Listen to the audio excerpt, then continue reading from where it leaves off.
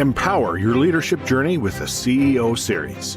Whether you're at the gym, strolling, or commuting, our impactful dialogues with world-class leaders are just a click away. Immerse yourself in the minds of visionaries shaping today's most influential companies and innovations. It's not just an interview. It's a masterclass in leadership. Don't miss out. Available on Apple Podcasts, Spotify, and major streaming platforms.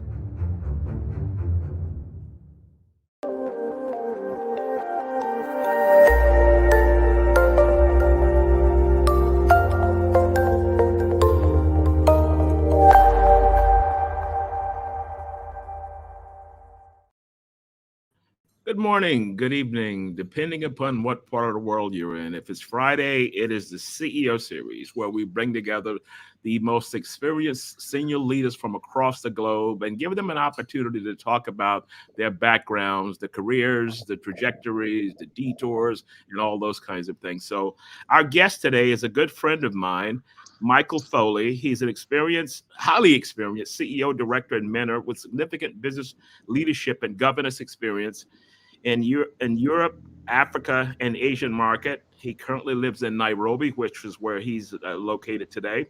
He is currently the principal of the Runda Portfolio, an assemblage of projects and interests ranging from M&A advisory, financial inclusion projects, sustainable energy initiatives, and emerging technology, to name a few. So with that, I welcome Michael. Hey, man. How you doing? Ron, thank you so much. It's such a great pleasure to see you. It's always a charge to get together with you. We always have fantastic discussions. Always. And last time we were together was in Pakistan. Correct. A few months ago, and we were both on stage doing our little thing and talking about the visions of the future. Well, the reason I wanted to have you on, because your career is just fantastic, from telecom, and you've had senior level roles telecom across the globe. That's a huge jump from McGill University to become a global leader. So just walk us through that. Well, I'm just a small Canadian boy born in a small Canadian village called St. John, New Brunswick. I think the population still, some 63 years later, is 300,000 people or something like that. It's a small town. I grew up in Montreal. I'm French Canadian. English is my second language.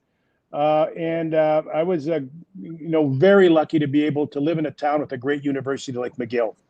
And I was graced to be accepted to McGill after a few 2 years in college. And McGill was a fantastic experience for me. And at the same time, I was an Army Reserve officer. So I was teaching at the officers' school in Montreal, and I was enjoying this. And I had a choice after university to either have a career in the military, the diplomatic service of Canada, but I got an offer to work for Procter & Gamble, that great American company that you know so well. Yep, and so I switched from one army to another, from the Canadian Armed Forces to Procter & Gamble. And I spent my formative years in business, because I was a psychology major, at Procter & Gamble. And it was a massive change for me. I had never worked in a civilian environment before. P&G, after a few years, I leave. I run my own marketing services companies in Canada with a partner. One of my clients is Bell Canada. At one point, they say, you need to quit the small stuff and come and work for us. So I came to work for Bell Canada for a few years. And then a company which you know as well in America called At Home Networks, which was the cable internet industry getting into the business. There was a period of time where things went kind of sour in the technology industry, and it went to Chapter 7. It dissolved overnight, and then I started more of an international career, and I ended up being hired by a friend of mine from Procter & Gamble, who still runs one of the largest recruiting companies in Canada called Mandrake. And he hired me into Romania, believe it or not. There was a Canadian mobile phone company that operated in Eastern Europe, and I was in Romania, then in Bulgaria, and then we came home for a little while, and then I ended up in Africa. And I ended up in Tunisia, and I've worked now in telecoms in 10 or 12 different countries, either as a resident or a long-term work. And most relevant in the last 10 years, I was with this great company from Norway called Telenor. Telenor is I've heard of it. 53% owned by the Norwegian government, and I was the CEO for their operation in Pakistan first, and that was these are material formative challenges. Then they sent me to fix a problem in Bulgaria. I was back there, and then in a publicly traded company in Bangladesh, which they owned as well, called Grameenphone. And then about 4 years ago, I got an opportunity to come back home. Home was with my wife here in Kenya, and I ran 7 markets for Airtel in Africa until about 6 months ago. And then I said, it's time to do something else. And I wanted to try something different. There was no way I'm retiring, but I wanted to do something else. And this is when I started assembling a group of activities that I thought might be fun and interesting and potentially even lucrative, but really relevant to do. And this is why we formed the Runda Portfolio. Yeah. That's amazing. You've had so many U-turns, left turns, right turns, detours. How did you stay focused as to what would be next? Because we have opportunities that come at us. And you say, no, I don't think so. No, okay, let me try this. How do you choose, or how did you guide yourself during that formative period? Because we know when you just get out of school, starry-eyed, everything is going to be cool, and then it's not cool. Yeah, the only thing I had in mind when I was in my earlier days of career, my dad retired from 39 years with one company, the Canadian Pacific Railway. He retired on a Friday. We had a Friday retirement party. We don't remember that very much. Saturday morning around the breakfast table, he said, Mom and Dad are going to Tanzania. And my dad had never been outside of North America except for one trip to Portugal. He didn't like it very much. Right. He's going to Tanzania, Dar es Salaam. This would be in the early 80s. And this was Julius Nyerere time and so on. And he was going to work for Canadian Pacific Consulting Service. He's going overseas as an expat. My dad did that for 4 years after he retired at 55. And the only thing he regretted is he didn't bring us with us because we were already adults or semi-adults. Okay.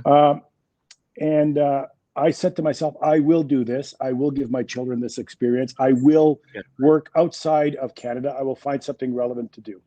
So the opportunities came because you were looking for them. You had to be patient. And when they came, you had to be courageous enough to take it. So when you're back in Canada, at one point I had to go back to Canada because my former spouse, passed away. I had 2 daughters with her. And I was back in Canada, and all of a sudden I got an opportunity to go to Pakistan. And that was Pakistan when it was not a particularly safe place to be. Not the Pakistan we know now. Not the Pakistan we know now. It's quite safe. But back then it wasn't. And it took a lot of courage for my wife, Maureen, and my 2 daughters. They were all for it. They didn't know what they were getting into. To go to Pakistan at that time and to give it a try. Yeah. And I think the main lesson for me there is, I've worked in Chad and Niger and all these interesting spots around Africa. You really don't know the reality because the news you get is a product of people who want to see listeners come and sell advertising. Yeah. And until you get on the ground, you don't know. And it's been a wonderful experience for all of them. Sierra Leone, amazing place. All these countries were fantastic. Yeah.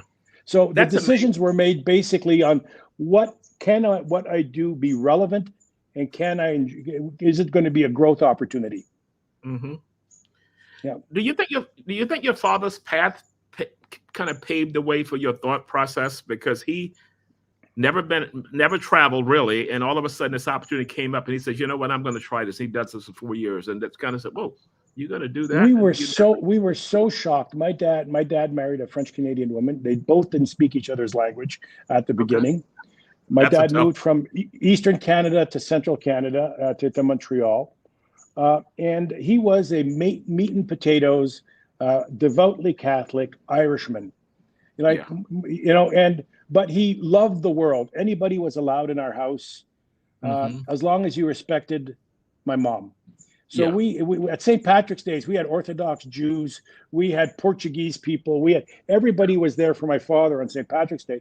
He loved the world, but he had never traveled it. So when he got an opportunity to go, and we were old enough, he went. And then they started traveling. And I thought, am I going to wait till I'm that old to do that? Yeah. And I said, no. And do I want to give my kids the opportunity to see a different part of the world? That's fine. Logan Lilly, my 8-year-old daughter with Maureen, has, she's got 55 countries in her passport already because her Global mom uses her as a travel accessory. That's Yeah. basically global. She's a global citizen at 8 years old. And she's the kid that, do not take my passport. I will walk up to immigration by myself. Of course, immigration doesn't allow that, but that's okay. So it to me, I think quite fortunate, blessed, and you have to just make sure how lucky you feel and understand how amazing an opportunity it is to continue to do this at this point in my career as well. Yeah, my first sojourn into the international side was I received an email from a search firm, and they recruited me to move to Saudi Arabia. That was, say, 7 years ago. And when I talked to people, I said, "Oh, I would love this." And I said, "If you got an email tomorrow, would you follow it up?" And all of a sudden, you can see all these. Well, I really can't do this now, and all these excuses tend to come into play.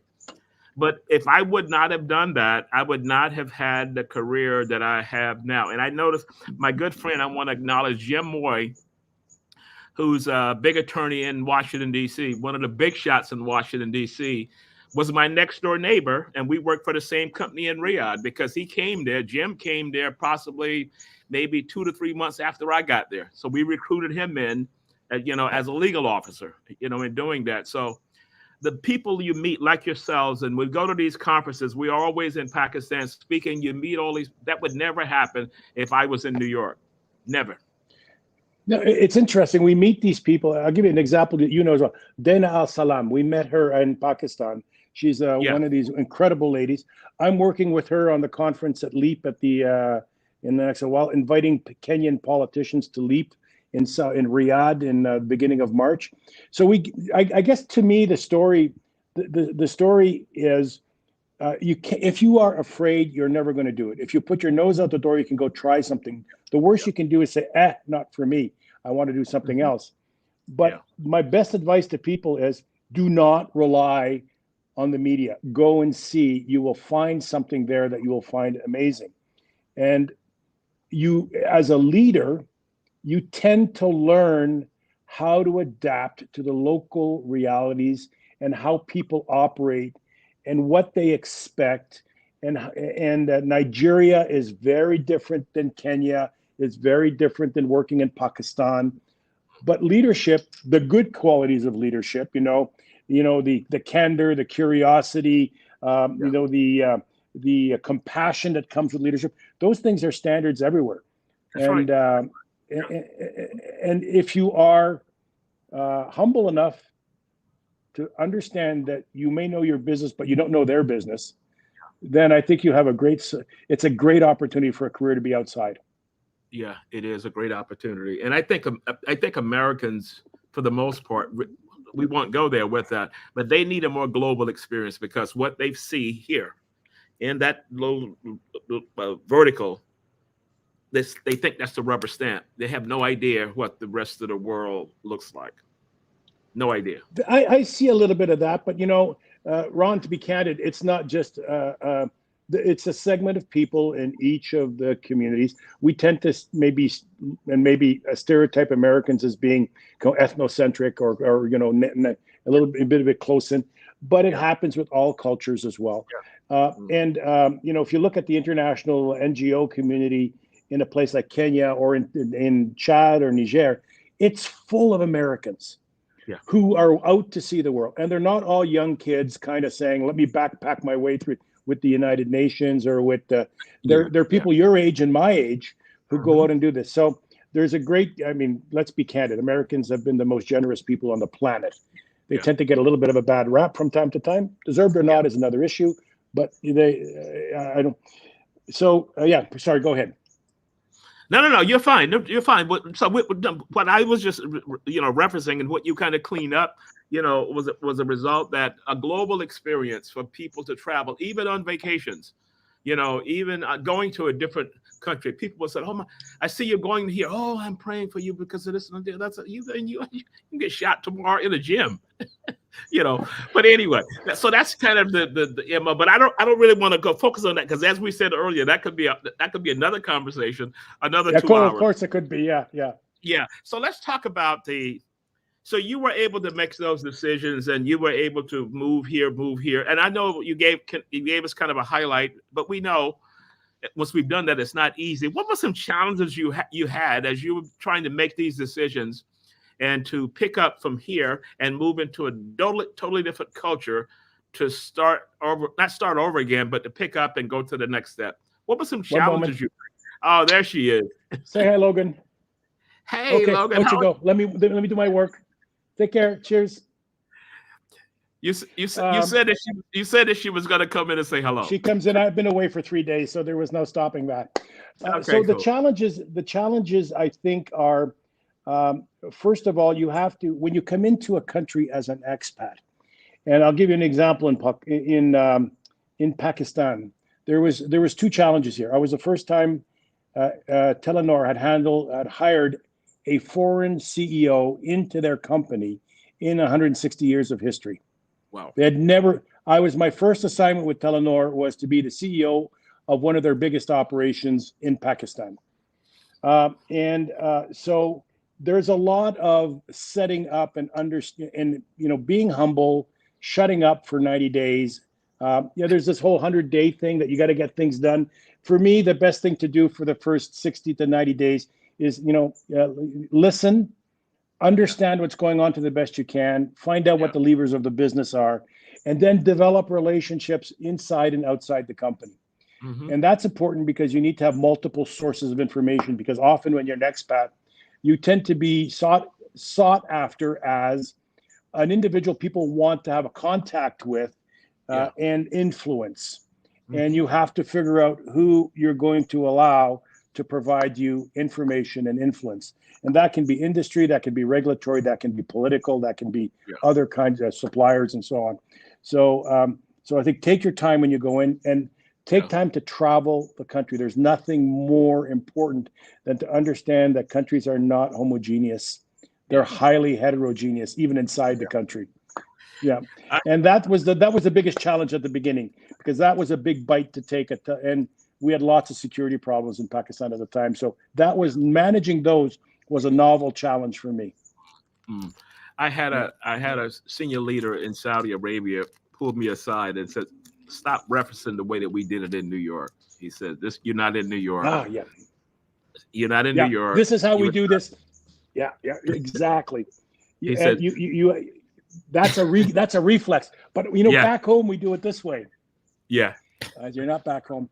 One of the biggest challenges we had in Pakistan was when I got there, of the 70 senior managers in the company, one was a woman. Okay. One. And that was, I was working for a Norwegian company. A Norwegian company's social consciousness is very important. All this stuff is really, really critically important. So we had to find a way to change that, and creating programs and then leading the organization to believe that this was going to be the right thing to do in a place which it's not misogynistic. It's just traditionally the way things happen. Big influence of Islam in some parts of the community, not all of it. Although Islam is very, in my view, quite pluralistic when it comes to women in business. That was the biggest challenge we had in Pakistan. Mm-hmm, mm-hmm.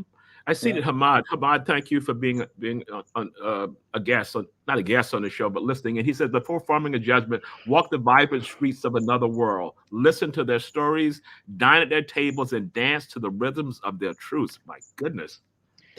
Good Lord, you're a poet too, Hamad. That's fantastic. You couldn't be.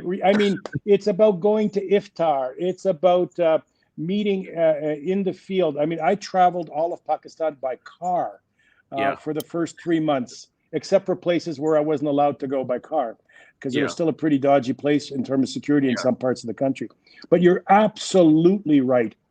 Candor, curiosity, compassion, these are absolutely critically important things. and you have to just be seeking the truth as much as you can, and that's the important thing for us. Yeah. Peter, who's also a frequent listener, says candor, curiosity, and compassion. Those three, will guide that. Yeah. Yeah, you have to be able to, even in the toughest periods, to tell the truth. Yeah. In Bangladesh, we had a massive challenge in that we're largest phone company in the country by far, largest IT company in the country by far, and we're publicly traded on the stock exchange of Bangladesh, which is a whole story in itself in terms of what that looks like. But it was very dynamic, and we were being unionized.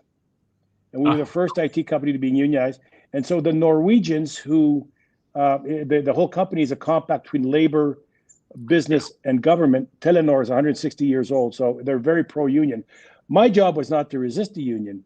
My job was to find a way to get the union in a reasonable way, and to bring them into the fold in a modern European style of union management, which is not what they have in Bangladesh. It's quite adversarial.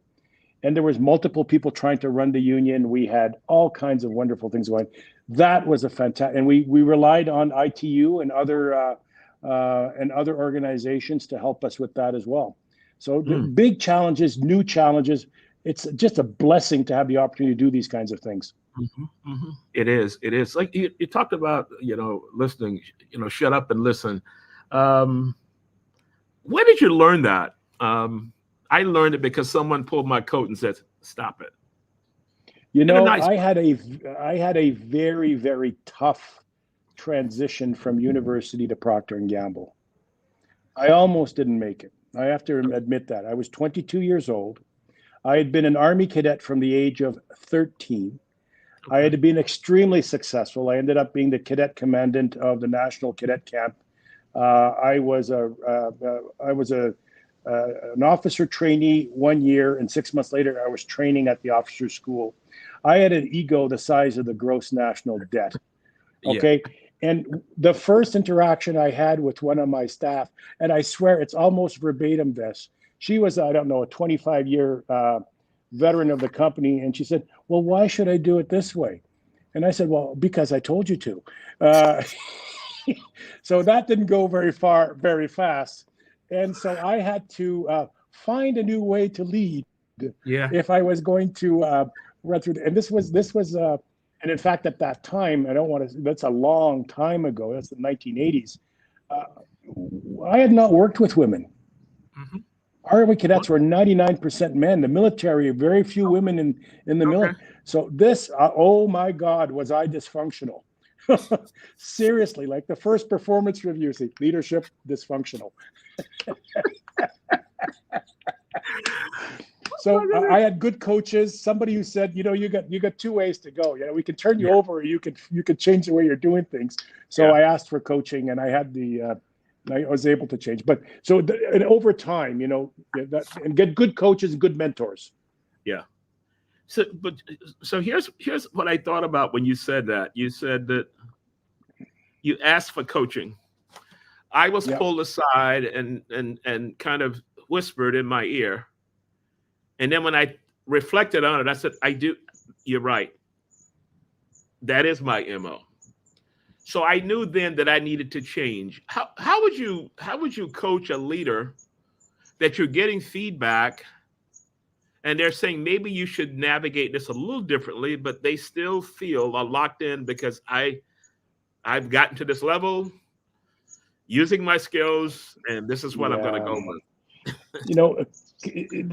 The coaching process is repetitive. It takes time, and somebody has to. It's you can lead the camel to water. You can't make it drink, right? So there are some people who make it, some people who don't. Coaching, especially when people are entering into new senior jobs, it's almost automatic that I ask for a Sherpa for them or for myself. Somebody to help them through the first few months or days, to accompany them, to coach them. That's one element. But if we have somebody that needs kind of an adjustment in the way they lead, then in big companies, or I rely myself or big companies on HR to provide us the resources so that we can sit with the individual, have a candid discussion to say, you're fantastic, but here are the 3 things you need to fix. Mhm. If they don't want to accept to fix those things, then they also accept the consequences of not fixing those things. Okay. And sometimes, there's there's a whole set of things you have to do. You counsel, you train, you advise, you warn, all these, and not everybody makes the turn.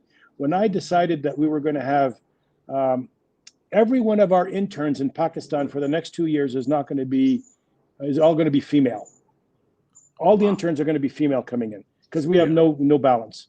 That anytime we're going to have a promotion board, there will be an equal number of male and female representatives who are being recommended. That went over not very well with a number of people in the organization. And in fact, in the internship thing from schools, I got angry moms because working for Telenor is the top job in Pakistan at the time. And now my son can't get an internship because, he's not well, I said, yeah. So, but we had to hold to that. It was maybe not, it was fair. I'm happy with it. But the people who couldn't handle it had to go do something else. If you weren't going to accept that we're going to have more women in management, you should find some other place to work. Wow. And those are the toughest conversations. Yeah. Wow. You stood your ground without interference. No, we turned over 4 of 9 members of the executive committee in Bangladesh when I came in, because they were clearly not going to go along with this with a good heart. Okay. Yeah. We did it gently. We did it properly. We did it generously. We helped people move on to another career, but you weren't going to work for us. So you counsel a lot, your new company, the Runda Portfolio. You're working now with a lot of startups, I'm assuming, and that whole portfolio. two pre-revenue, 1 growth, 1 M&A, and 1 is a technology company that hasn't started yet. Okay. Yep. What's the overriding theme to that audience of leaders? If you had the CEO C-suite of all those people in the room, what would be a guiding theme in talking through the navigation? Or I think it's interesting, especially for people who are running new businesses or entrepreneurs. The leaders tend to be sometimes quite lonely because they're under huge duress and pressure. They tend to focus. They have to focus on short-term goals, or else there's no chance for long-term goals. That's important stuff. What they really need, because many of them come out of corporate world and maybe earlier in their career than I have, is they need somebody to talk to. They need somebody to bounce ideas off. So in one of the companies, which is not a small company anymore, has many hundreds of employees, but is expanding like crazy across Africa, I spent and I said, I'm going to help you with French Africa. I said, fine. And I spent 2 hours with the CEO, introducing him to certain political leaders last week, and 2 hours with him alone, kind of him being able to vent his ideas, vent his frustrations with me. And so they lack this audience when they're entrepreneurs. And that's an important part of why I didn't buy into these companies. They invited me to come and help them. Okay. So, yeah. So that loneliness, because, my mantra is social media has kind of said, you're doing all the cool things. You're the top of the pyramid, but they don't understand the loneliness. They don't understand the challenges these people have in trying to think through what next is going to look like. If they don't have, say, a mentor or someone that's kind of playing the role that you're playing, kind of giving them guidance, because as you said, they may not have anyone in their network to talk to, or maybe they don't want to share that I'm struggling. There's a nugget in what you just said here that I like to, because leaders often fear to be vulnerable. Yeah. They fear vulnerability. They fear saying, maybe we need to think about how we're going to do this. Good leaders normally don't. If they're self-assured and they're strong, they can appear to be a little vulnerable and open to other people. But one of the challenges leaders, when they just to close themselves in, and that sense of organizational isolation becomes more of a psychological pressure to them as well, and they're afraid to get out. So that's when they need to talk to somebody, and that's kind of the role I play with some of the leaders that I work with. Yeah. So you had built the brand up across the globe, or the areas they worked in, that people felt that they could come to the Runda Portfolio companies and kind of get guidance, through not Yeah, only the strategic piece, but the tactical piece, the coaching piece, kind of a yeah. one-stop shop kind of approach. When you're a CEO and when you've been a serial CEO, you start to pick up skill sets that are valuable, I think, and those can be about. You never lose the operational piece. This week, I was out in the streets of Lubumbashi interviewing motorcycle riders to see what they thought an electric bike should be able to do for them in their market. Wow. Okay, I was out there with the team, with my cap on, with my Watu shirt, Yeah. walking and understanding, because it helped me make a decision, and it was great for them as well, and great for me. Mm. On the other days, I sit on a board. I mean, you see, I sit on a board, and I'm trying to get people to understand the difference between good and bad. Sometimes that's what boards sometimes do, and that's part of the job. So I like having a balance between the two, and I love the operational stuff. I still think the best job I ever had was running a phone company in a country. Wow. That's just been the blast of my life, running Pakistan or running Bangladesh. Bangladesh, 80 million subscribers, 20,000 towers, one company, publicly traded. That's a ride. So those things, you can't teach that in MBA school. You can't teach that in a university. So this is what I say to that, because I've heard a lot of stories like that. They said what I was thrown into and how I was able to figure out how to swim to get to the other side. They said it was stressful during that time, but it was the greatest learning ever. Yep. The funny thing that made the difference for me in many markets is I almost immediately, because it was appropriate, started wearing national dress.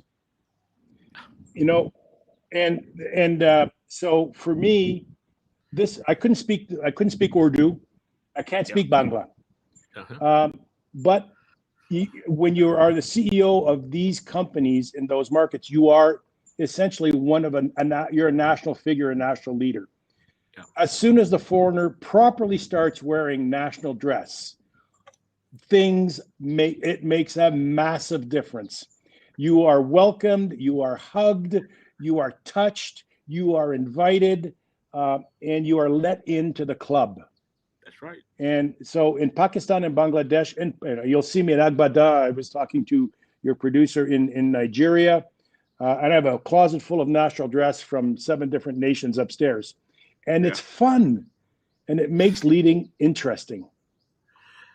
I have also national dress. I have 3 different nationalities of dress, and it's different. Even walking the street, because people look at you, they know you're not from there, and even the person in the store says, "Oh," and they say, "Where are you from?" And they go on about what I have on and all these kinds of things. But see, these are things you learn when you're open to curiosity and trying to figure out how to get it done. Yeah. And for me, it was an interesting trick or a tool for me to kind of feel that I was in the culture a little bit more. And in Pakistan, it was tricky because different parts of the country have different kinds of dress. Yeah. Bangladesh is very unitary in terms of they're all Banglas, almost all, but it was fun. And, you and I have been around for a while. I'm 63 years old. I'm still like a teenager when it comes to this stuff. I love it. Learning is lifelong. Yeah. Yeah. When you figure you've got it all figured out, you're just coasting along till it's almost the end. Yeah. Yeah. And you can't stop. I mean, it's quite addictive. I've got one of the reasons I decided to come home and do something different is I had done, assignment in Pakistan, one in Bulgaria, one back in Bangladesh, and then 7 countries here in Africa. So over the last 10 years, it had been a massive adrenaline rush. Yeah. And one of the points, I don't know if it was part of your agenda or not, you have to take care of yourself as well as a leader. Yeah. And to be honest, I'm not afraid to say that after 10 years of, the kind of security I had to have, the issues for my family, back and forth, sometimes they're with me, sometimes they're not. I wanted to spend some time at home and do something good for Africa and Kenya in particular. That doesn't mean I'm not going to go out and have another adventure with my family, but I needed time back. And that was an important part of the decision, not to accept the next assignment, which was Myanmar. Sometimes And when somebody I look was looking, go ahead. No, go ahead. I'm sorry. So someone was looking over my shoulder because my next assignment would have been in Myanmar, in Yangon, just before that revolution happened where the military took over again. Yeah. Wow. So my family was back here and we weren't in Yangon.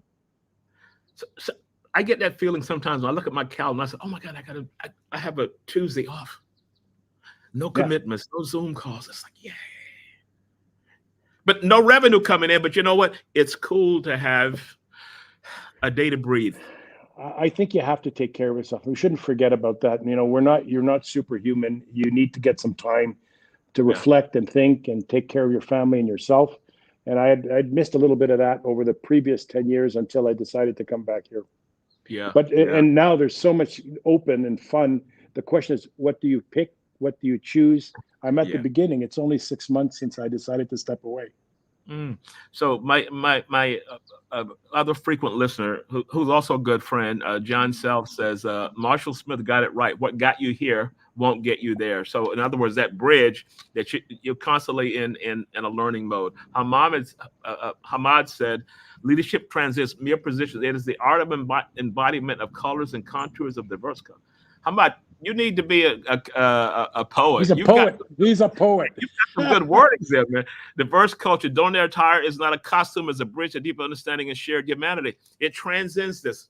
Thank you, Hamad, for chiming in on that. Cool. You got it so right, so Hamad. It really is not appropriation, it's acceptance and it's humility. And that makes a difference. Sorry, sir, go ahead. No, that's okay. That's okay. What is the constant source of motivation for you? You know, you're living in Nairobi. You've done all of these things. How do you stay focused? Well, you've got so many things pulling at you. You've got the careers that got you to here, and how do I? Well, there's 2 or 3 sources of focus. I think you saw one come over and give me a kiss on the cheek a second ago. So anything that I can do to enrich her life, that's a great story. But from the business point of view, I think there's 2 or 3 things that are important for me. In telecoms, which has been the bulk of my career over the last 20 years, I could have chosen to sell iPhones in Toronto and Montreal or New York or Paris or France. I decided to build telecommunications network and work with teams that built telecommunications network in I don't like to saying emerging, I will call it economies in transition. And telecoms is fundamentally important. So the joy for me was doing something that was incredibly useful, that fundamentally changed societies, bringing in mobile financial services and mobile telecommunication services. That was fun. That's a key focus for me. So in all the projects that I'm doing right now, there's one which is a financial services company for the bottom of the pyramid that's already funded $1 billion worth of loans and is now expanding from that market into other parts of the world. I'm working with them, and they fund business tools like motorcycles and phones for people at the bottom of the pyramid. And they do it without doing one single credit check. That's another discussion. That's a fantastic company. And it's called Watu. Watu means people in Swahili. Spell that for me. WATU. Okay. It is a stunning company. And I was blessed to have a friend invite me to come and help them grow French Africa and spend some time with the leaders as well. So that's fantastic. A mix of both governance and kind of getting my hands into the dirt. Another company is a company that builds composite telephone poles and power distribution poles made of bamboo and plastic pipe in order to obviate the idea of cutting down 15 to 20 million trees a year in Africa. Yeah. Trees rot in a year. Concrete is too expensive and expends CO2. This company's in big trouble. I haven't saved it yet. My job is to help them save this company. Anybody out there have great ideas, get through Ron to me. But this company is an awesome business that can help. And there's a couple of other things. There's a company, High Tech, in California that builds API sets for metaverse, Web3, tokenization, and so on. Fantastic group of people. The challenge there is I don't understand anything about this 6 months ago. Learning a brand new language. And by the way, old dog, new tricks takes a lot of work for the dog to learn the tricks. And then there's some M&A work and other stuff that comes my way. So I'm having a barrel of laughs. I'm enjoying this. And hopefully it continues that way for the next little while. That's amazing. But again, it comes back to the learning opportunity, and you're curious as to how even understanding the technology behind it from a high level. It's not that you're going to get into coding and all that kind of stuff, but just understanding that, because I think what you bring to them is organizational skills. You bring to them leadership capabilities. You bring to them coaching to someone to talk to. And networks and resources, and maybe I can help them raise some funds. A lot of these young guys are trying to raise money, and they need on their team. They're not afraid to bring people on their team who's older and more experienced in some areas than them. So they have the maturity to bring somebody like me in, and I'm not going to step all over them. That's not my job. I'm here to help. And so I help with the fundraising and stuff like that as well. So it's really kind of fun for me, and I can't see myself stopping this anytime soon.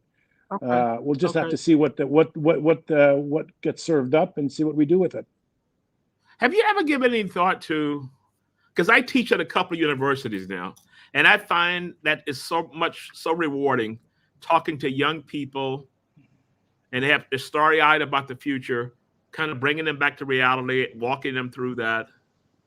Are you doing anything along those lines? Say at an MBA level, they're getting all the technical skills. I've done it in some of my markets. I've done it since then as well. I've done it with HEC Paris in Qatar. They have an office in Qatar, and I've taught at LUMS, which is the Lahore University of Management and Sciences, which is a fantastic university. I think that's part of giving back. I don't like the walk in and give 2 hours and walk away. If somebody wants me to come in and give, a series of 10 lectures and I can structure it and put it together, then I can do that. And I take it, and I love the whole idea of the small groups. Maybe sometimes they become very big groups, by the way. But yes, I would do that, and I've done that in the past, and it's fun. And I can obviously do it in English and French as well, which is kind of cool. That's why I did it with HEC. Yeah, it's called multilingual. Not multi, but bilingual at least. Yeah. Yeah. Okay. Well, cool. But next step will be that. So as you look back, as you look out into the field of business and leadership, what would you say would be some key things that leaders need to pick up? Like, you learn yours through failing. You learn yours through because somebody pulled you aside and said something and guided you. I think one of the. Go ahead. So I didn't kind of outline the 4 C's. I'd give 3 C's, but the one that I missed and I didn't talk about earlier is it's candor, courage, curiosity, and compassion. Those are the candor, courage, curiosity, and compassion. That's how I assess leaders when they come to me. Because normally when I'm doing interviews, they've passed the technical stuff. They've been through HR. We know they're available. I'm testing for fit.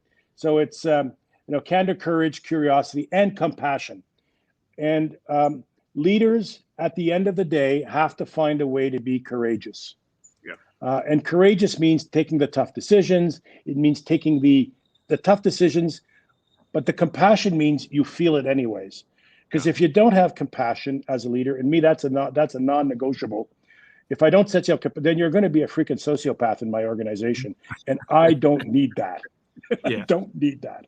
So if I have these 4 things, and I've learned by failing, by not taking a tough decision, by deferring it, by having somebody else do it. I've learned by, kind of varnishing the truth and not being as candid as I could be. Mm-hmm. I've learned by not digging enough and getting enough sources of information, not being curious enough. I can say with some certainty that I've never failed on compassion. Maybe compassion has taken advantage of me from time to time, but I'd rather be on that side of the equation than being a freaking sociopath. Let him be a sociopath, not me. So I if you keep understand. to those 4 rules, I think we're in a good place. Okay, cool. This was a master class. You know, one of the goals of starting the CEO series was not to talk about strategy and all the business stuff, but to talk about the people that are doing the things and what they've learned from that. And today you gave us a master class as to how that's done, a global master class as to how that's done. Would you have any closing thoughts on the interview today, or? Well, first of all, Ron, I'm honored, and and I think the world of you, and I'm very grateful for the time you've spent. I feel blessed to have had this kind of career so far. I'm only 63. I'm starting the second third of my life, Okay. and I've got lots Welcome to to go. the club. and I just wish that if anybody has any questions about, they got young people that need to be to have this kind of view. I love talking to people about it, and I'm happy to spend the time talking to young teams and making sure that they get a sense of perspective that a failure is a temporary thing, a setback is a temporary thing. You just got to keep chugging along until it hits. Cool. Thank you, man. And I know you just got back in town. I know your daughter's waiting. She hasn't seen you. So thank you for carving out the time for us for the CEO series. Cheers. Thank you so very much, everybody, for participating. Take care. Okay, man. Take it easy. Bye-bye. Take the CEO series with you anywhere, anytime. All episodes are now available on Apple Podcasts, Spotify, and major streaming platforms. It's not just an interview. It's a masterclass in leadership.